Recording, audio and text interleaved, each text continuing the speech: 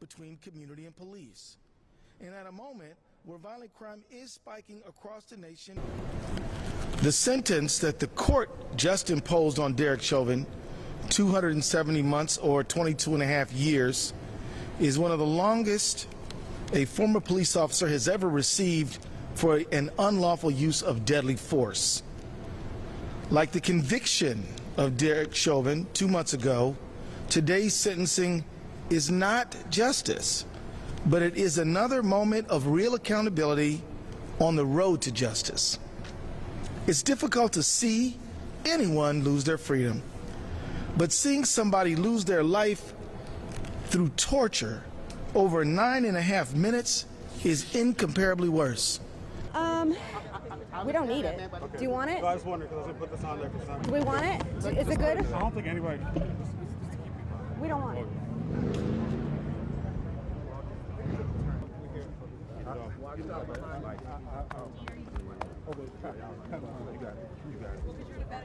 This sentencing is the longest sentence we've seen, but it is not justice because George Floyd is in a grave tonight, even though Chauvin will be in jail. So let us not feel that we're here to celebrate, because justice would have been George Floyd never have been killed. Justice would have been the maximum. We got more than we thought, only because we have been disappointed so many times before. This is the longest sentence that a police officer has ever been sentenced to in the history of the state of Minnesota. But this should not be the exception when a black person is killed by brutality by police. It should be the norm. And so when we think about real justice would be, Silky, that George Floyd would still be here with his family. So what we got today was some measure of accountability. When you think about George being murdered in cold blood with a knee on his neck for 9 minutes and 29 seconds, execution style in broad daylight, 22 and a half years is not enough. We were served a life sentence. We can't get George back. Gianna can't hug George again. He'll be able to hug his family possibly and see his family again. We can't get George back. So in retrospect, I feel that he should have received a life sentence as well. What kind of message are you sending to our country? What kind of message are you sending to the younger kids like Gianna? That you can kill a man in cold blood and get a slap on the wrist? That's like a slap in the face to all of us standing up here. This right here is this 22-year sentence they gave this man. It's a slap on the wrist. We serving a life sentence for not having him in our life. And that hurts me to death.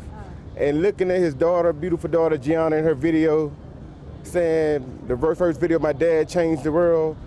He did change the world.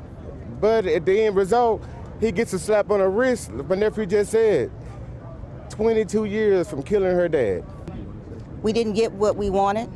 We definitely wanted to see the maximum penalty, but however, as they've already stated, we do have the federal ahead of us, and we are hoping that we can get some real accountability with him getting a life sentence.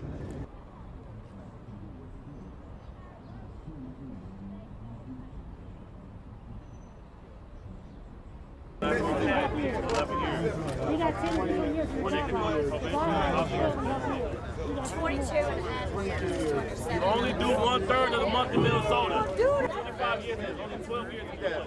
One down, free to go. One down, free to go. One down, free to go.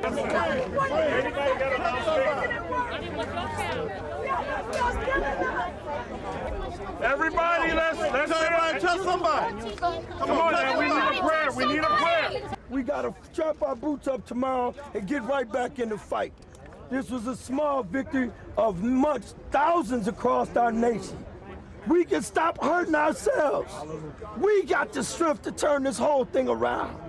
Anyone else listening, corporate media will not cover it. This man is speaking the truth. We ain't asking for shit no more. We demanding.